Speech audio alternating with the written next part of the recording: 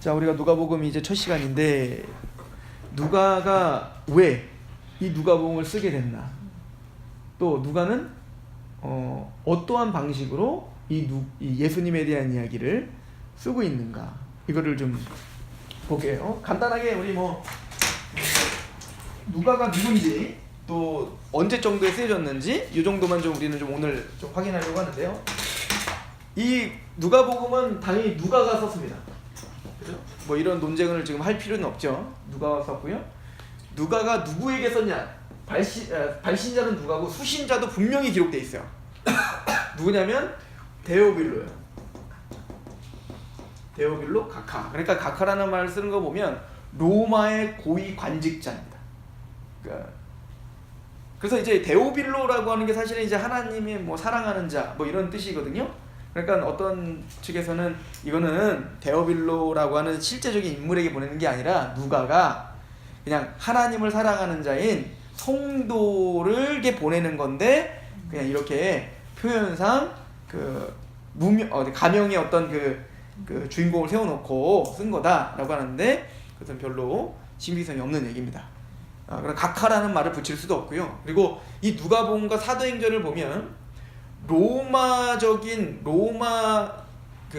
로마의 집권자에게 보내는 것 같은 느낌이, 그래서 로마에 대한 그 이야기가 굉장히 좀 긍정적으로 많이 기술되어 있는 것을 우리가 볼 수가 있을 거예요. 그래서 예를 들어서 빌라도 같은 경우에 3번씩이나 예수님이 그 죄가 없다라는 것을 막 어필하고 있는 모습이랄지.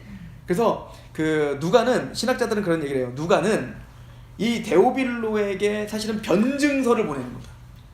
그러니까 지금 시기가 언제 쓰여졌냐면 AD 60년 AD가 맞죠?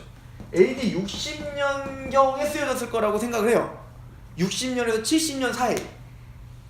네로 황제가 64년까지 이제 제위를 하는데 아직 바울이 죽지 않았어요. 그걸 어떻게 알 수 있냐면 누가가 누가복음과 사도행전을 같이 기록했단 말이에요. 근데 사도행전이 어디로 끝나냐면 바울이 로마로 압송되어 가서 감옥에 있을 때로 끝나요. 그러니까 사도 바울이 죽지 아직 않았잖아요. 그러니까 사도 바울이 네로 황제 치하 때 죽어요. 게다가 AD 70년에는 굉장히 중요한 사건이 있죠. 예루살렘 멸망 사건이 있어요. 누가는 역사가입니다. 역사가. 그렇기 때문에 역사를 굉장히 치밀하게, 그리고 다른 복음서에 비하여 자세하게 기록하는 성향이 좀 있어요. 그래서 있는 그대로를 자세하게 잘 설명. 그러니까 누가복음은 다른 복음서에 비해 좀 설명들이 굉장히 좀 자세하게 되어 있는 것을 우리가 앞으로 보게 될 겁니다. 예를 들어서 예수님 탄생도 마태복음 같은 경우는 물론 좀 있지만 그 마태복음에는 없는 이야기들이 굉장히 많이 들어가 있죠. 예를 들어서 세례 요한이 있었다. 그럼 마태복음도 그냥 세례 요한이 등장하는 걸로 나오지만 누가는 세례 요한이 어떻게 잉태되었고 또 그 세례 요한이 사가랴와 그 엘리사벳과 그 마리아와 요셉과 어떤 관련이 있었으며, 그래서 아이를 가졌을 때 그 마리아가 예수님을 가졌을 때 또 엘리사벳에게 찾아와서 또 위안을 얻게 되고 찬양, 이런 것들도 아주 자세하게 다 논술을 한단 말이에요. 그리고 또 다른 복음서에 없는 예수님의 12살 때의 그 어린 시절 이야기가 있죠. 예루살렘에 올라가서 사람들과 같이, 그래서 지혜가 자라가고 이런 이야기들도 굉장히 자세하게 다 기록하는 거 보면 철저한 역사가적인 어떤 시각으로 지금 예수님에 대한 이야기를 풀어가고 있어요. 누가는 누구냐면 의사다. 골로새서에 보면 의사 누가 이렇게 표현하고 있죠. 그래서 사도 바울을 따라다녔던 주치의였어요. 그래서 조병수 총장님 같은 경우는 이런 얘기를 하더라고요. 그러니까 누가가 의사였기 때문에 마가복음에 보면 우리가 볼 때 왜 그런 거 있잖아요. 병든, 귀신 들리고 병든 자가 막 여기 가도 못 고치고 저기도 가도 못 고치니까 의사들에게 고통만 당했더라, 이런 기록이 있는데 누가는 그걸 기록하지 않았다. 자존심 문제이기 때문에 이렇게 이제 얘기를 하는데, 근데 아무튼 그런 식으로 이 의사였던 누가는 굉장히 철저한 고증을 통해서 뭔가를 기록하려고 대단히 노력을 많이 했던 사람 중에 하나. 그러니까 역사가적인 시각으로 누가복음과 사도행전을 풀어가고 있다라고 하는 거예요. 그런 누가가 AD 70년에 있을 예루살렘 성전이 멸망된 것을 기록 안 했겠어요? 당연히 기록했겠죠. 근데 그 기록이 없는 걸 보면 AD 70년 이전에 기록된 것이고, 게다가 사도 바울의 죽음이 있다면, 순교당한 게 있었다면 당연히 기록했을 거 아니에요. 근데 그 기록이 없는 걸 보면 AD 한 60년경에 쓰여진 것이 보는 것이 합당하다. 그러면 이제는 누가가 왜 이걸 썼는지가 좀 이해가 돼요. 왜 썼을까요?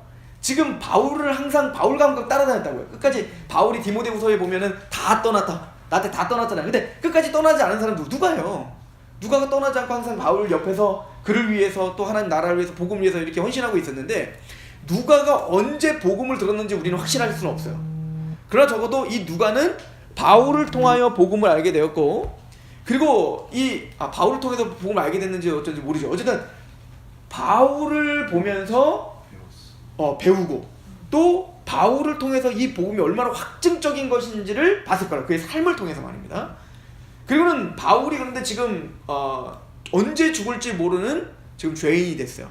그리고 이제 점점 AD 60년도 네로 황제의 치세로 이제 점점 가면 갈수록 이제는 그 대대적인 핍박의 그 전운이 계속 몰려오고 있는 시기였을 거란 말입니다. 아마 핍박이 더 시작됐을 거고요. 유대교들한테 핍박이 심해지기 시작하고, 로마에 의한 핍박도 심해지기 시작하면서 누가는 바울을, 또 기독교인들을 변호하고 싶은 마음이 들었겠죠. 그래서 아마 누가의 어떻게 하나님의 은사를 사용하신 거죠. 그 치밀한, 또 그 역사가적인, 또 학식이 있는 그 누가를 통해서 예수님의 이야기부터 시작하여 어디까지 교회가 어떻게 세워졌고, 지금 이 교회가 어떻게 하나님의 나라를 위해서 지금 달려가고 있는지를, 그 모든 내력을 지금 쓰고 있는 것이다. 자, 그러면 누가는 사도가 아니죠. 그러니까 사도들은 사도가 사실은 성경을 기록할 수 있는 사람들이잖아요. 계시를 받는 사람들. 그러니까 누가는 계시를 받은 사람은 아니에요. 바울이나 베드로나 야고보나 요한처럼 계시 받은 사람이 아니라고요. 그런데 어떻게 누가복음이 성경으로 들어오게 됐냐면 사도적 권위를 인정받은 겁니다. 그러니까 누가는 자신의 이야기를 하고 있는 게 아니에요. 철저하게 사도들이 알려준 것을 기록하고 있다는 것을 굉장히 강조합니다. 그죠? 자, 그럼 사도는 어떤 사람이 사도가 될 수 있죠? 우리 누가의 기록을 한번 봅시다. 사도행전으로 가보세요. 그래서 여러분들 이제 누가복음과 사도행전과 같이 보면 제일 좋아요. 자, 사도행전 1장을 한번 가보시죠. 예수님이 이제 십자가에 죽으시고 40일 만에 승천하신 이후에 이제는 그 가룟 유다가 빠졌기 때문에 11명이 이제 그러니까 12명을 딱 채워서 이제 교회를 시작해야 되니까 한 명 마띠아를 이제 그 채워 넣는 장면이 있죠. 그때 이제 사도의 그 자격 조건을 이렇게 이제 이야기를 합니다.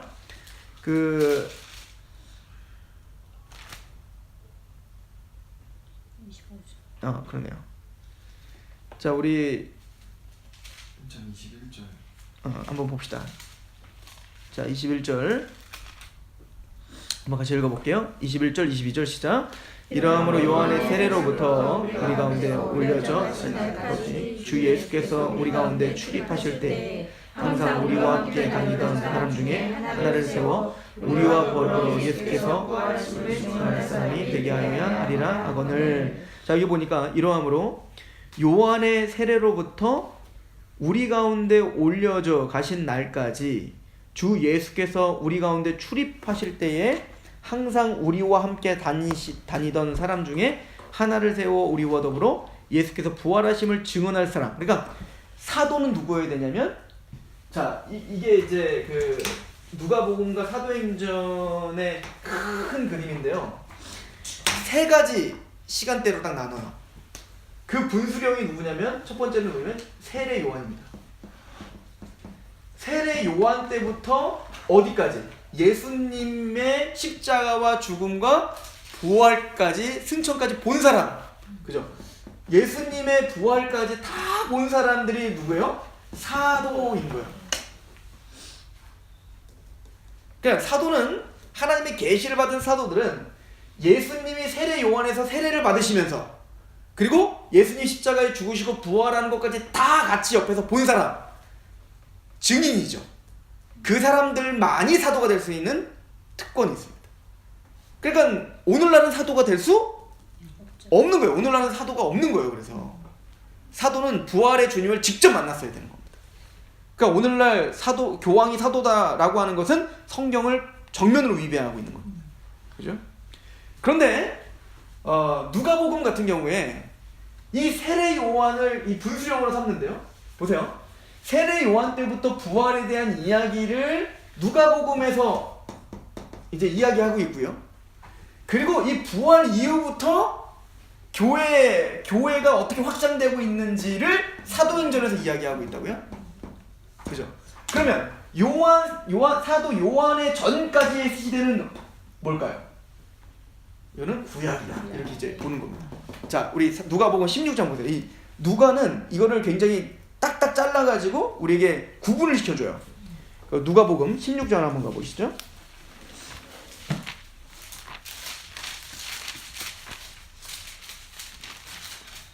자, 16장 16절 보세요.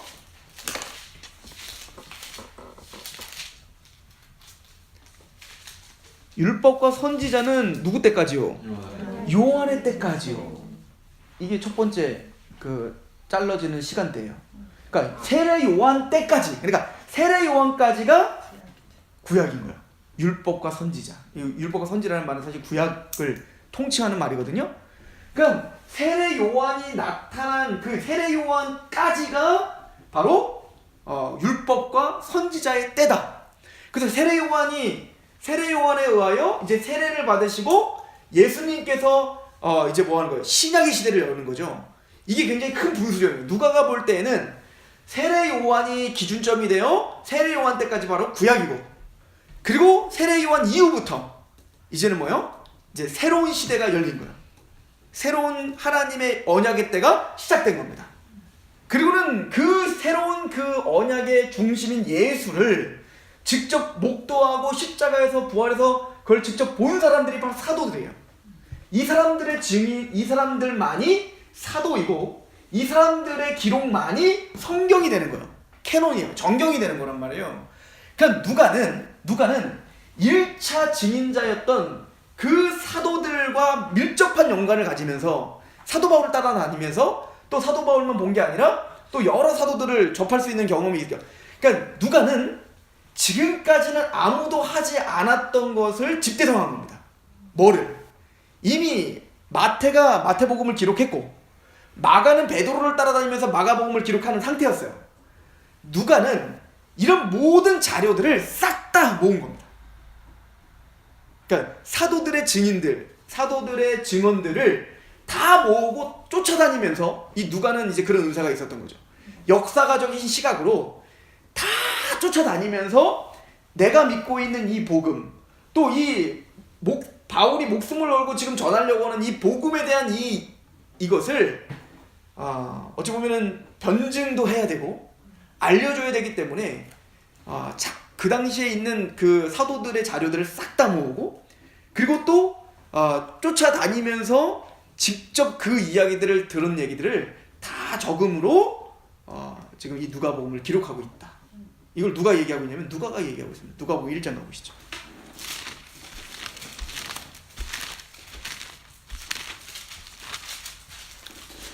누가복음 1장 1절. 우리 중에 이루어진 사실에 대하여 처음부터 목격자와 말씀에 일꾼된 자들이 전하여 준 그대로. 이게 첫 번째 증인입니다. 누굴까요? 사도들입니다. 그죠? 그래서 이제 제가 빠르게만 한번 찾아서 읽어드릴게요. 요한일서 1장 같은 데 보면 사도 요한이 자신을 뭐라고 소개하고 있냐면 요한일서 1장 1절부터 보면 태초부터 있는 생명의 말씀에 관하여는 우리가 들은 바요 눈으로 본 바요 자세히 보고 우리 손으로 만진 바라. 이 생명이 나타내신 바 된지라 이 영원한 생명을 우리가 보았고 증언하여 너에게 전하노니 이는 아버지와 함께 계시다가 우리에게 나타내신 바 된 이시니라. 우리가 보고 들은 바를 너희에게도 전함은 너희로 우리와 사귐이 있게 하려 함이니 우리의 사귐은 아버지와 그의 아들 예수 그리스도와 더불어 누림이라. 이렇게 말합니다. 그러니까 사도 요한은 뭐래요? 내가 직접 봤다. 난 직접 들었다. 난 그것을 너에게 증언한다. 이게 사도입니다. 그죠? 자, 베드로도 똑같죠? 베드로 우리 후서 1장을 한번 보시면 베드로 사도도 동일한 이야기를 합니다. 베드로서 1장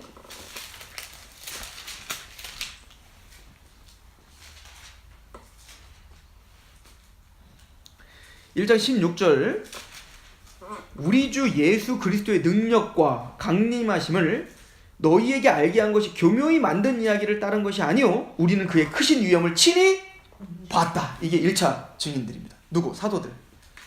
누가는 1차 증인이 아니에요. 근데 이 1차 증인들이 사실은 바울도 1차 증인입니다.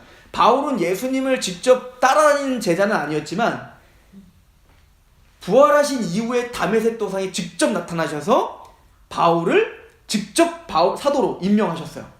그렇기 때문에 바울도 1차 증인인 거예요. 이해가시죠? 그리고 그 1차 증인이었던 바울과 그 제자들을 옆에서 누가 같이 본 거예요. 누가가 그들의 이야기를 들은 겁니다. 그리고 이 베드로는 내가 너에게 전하는 말은 교묘히 만든 이야기를 따른 것이 아니야 라고 하고 이것이 진짜 내가 진짜 본 거고 이게 만든 이야기가 아닌 걸 뭘로 증명했냐면 죽음으로 증명했습니다. 그죠? 순교로 증명했죠. 근데 베드로만 순교한 게 아니라 모든 제자들이 다 순교했습니다. 사도 요한 빼고. 사도 요한은 끝까지 남아서 그 계시를 들어 천상의 그 요한계시록을 적어야 됐기 때문에 사도 요한은 열애. 근데 제가 화요일날 요한계시록을 하면서 이런 고백을 하더라고요. 한 집사님이 자기는 처음에는 사도 요한이 참 그래도 복 받았다 이 생각을 했대. 왜냐면 다 순교당했는데 사도 요한은 장수했잖아요. 근데 들어보니 사도 요한이 더 힘들었겠구나 라는 생각을 했다. 왜냐면 그 긴 시간을 고통당하고 고난당하며 그 반모섬에 끌려가서 모진 고난당하고 채찍당하면서 그 사도 요한이 항상 그 반모섬에서 기도했던 그 전설이 있대요. 반모섬에는 그게 유명한 건데 이랬다고 거기서 항상 빨리 저를 좀 데려가 주십시오. 이게 사도 요한의 항상 기도했다고 이야기를 하더라고요. 그러니까 모든 사도들은 자신의 삶을 통해서 내가 만든 게 교묘히 만든 이야기가 아니야라고 하는 이 말을 증언했다고요. 그리고 그들을 직접 본 사람들이 누구냐면 2차 증인들이에요. 그게 누가죠. 그래서 누가복음 1장을 보시면 이렇게 말하는 겁니다. 처음부터 목격자와 말씀에 일꾼된 자들이 전하여준 그대로 내력을 저술하려고 붓을 든 사람들이 많으니. 근데 이제 보세요. 누가만 지금 이렇게 기록한 게 아니야. 사도들의 그 증언을 듣고 많은 사람들이 붓을 들었어요. 그래서 예수님에 대한 이야기가 막 그 글을 써서 증언한 사람들이 많이 있었던 것 같아요. 지금까지 우리는 알려지진 않았지만 누가 시대에는 그런 자료들이 굉장히 많았던 것 같습니다. 아마 누가가 이렇게 기록한 걸 보면 믿음직한 자료들입니다.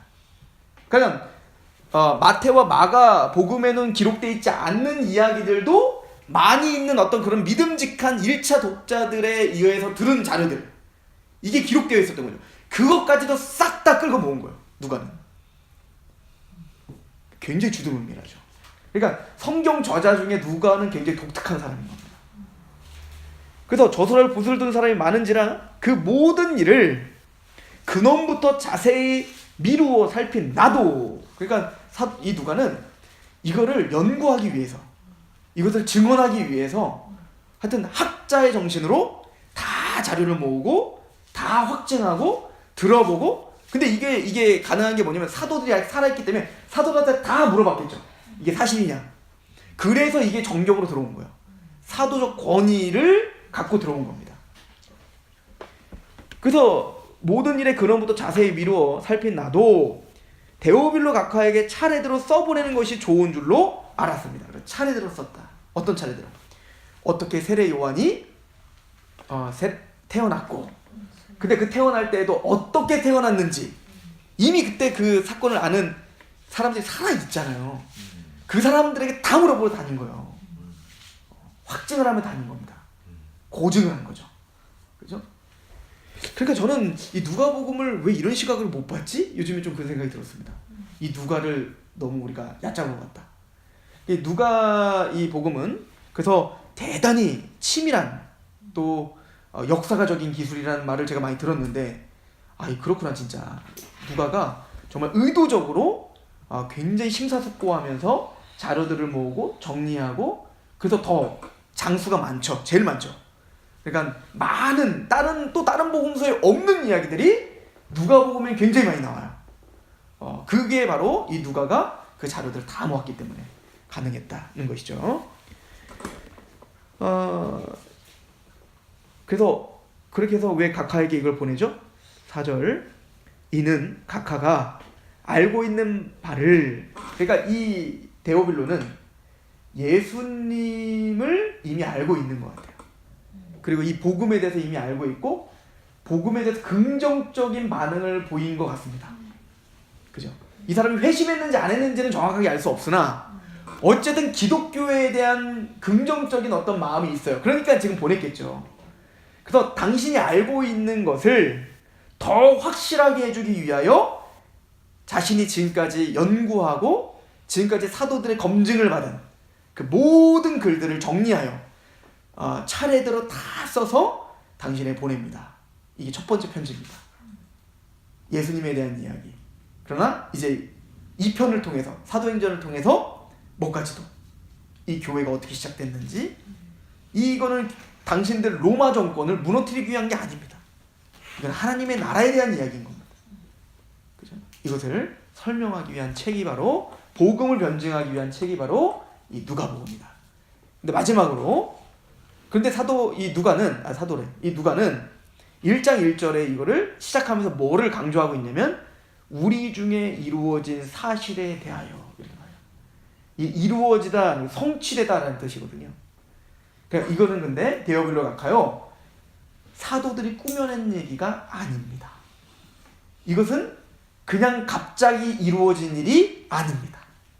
이것은 구약, 유대인들이 믿었던 그 구약 성경, 그 구약의 그 하나님께서 이미 예언해 놓으시고, 또 이미 그 하나님께서 작정하신 대로 성취된 이야기입니다. 이것은 우연히 갑자기 나타난 것이 아니라 하나님이 이미 치밀하게 약속하신 그 약속이 성취된 것이 이루어진 일입니다. 그것을 내가 차례대로 자세하게 기록해 드리겠습니다. 그래서 누가복음에도 구약의 많은 부분의 구약의 인용들이 굉장히 많다라고 하는 겁니다. 그러니까 어찌 보면 지금까지 마태, 마가와 같은 맥이죠. 구약의 성취요. 근데 누가는 먼저는 지금 이 일에 대하여 그 어떤 누구보다도 1차, 2차 자료들을 싹 다 끄집어 모아 그 예수님에 대한 이야기와 교회에 대한 이야기를 지금 증거할 거고, 근데 이 모든 일들은 우연히 된 일이 아니라 성취된 일입니다. 하나님이 구약에서부터 계획된 성취가 지금 이루어지고 있고, 그래서 이제 누가에는 뭘 강조하죠? 누가복음 24장에 모세의 율법과 선지자의 글과 시편에 나를 가리켜 기록되어야 되는 일이, 근데 그 일이 뭐예요? 3일 만에 성경대로 십자가에 죽으시고 3일 만에 성경대로 부활하시고, 그걸로 끝나지 않죠? 뭐까지 기록됐대요? 그 복음, 회개하는 복음이 예루살렘으로부터 땅끝까지 증인이 되는 거, 이게 기록되었습니다. 뭐가? 구약 전체가 말입니다. 그 얘기를 누가복음 마지막에 끝맺음하고 있는 거예요. 왜? 이 일은 구약 전체가 예언한 것이 성취된 것입니다. 이거를 굉장히 강조하고 있다. 이게 바로 누가복음입니다.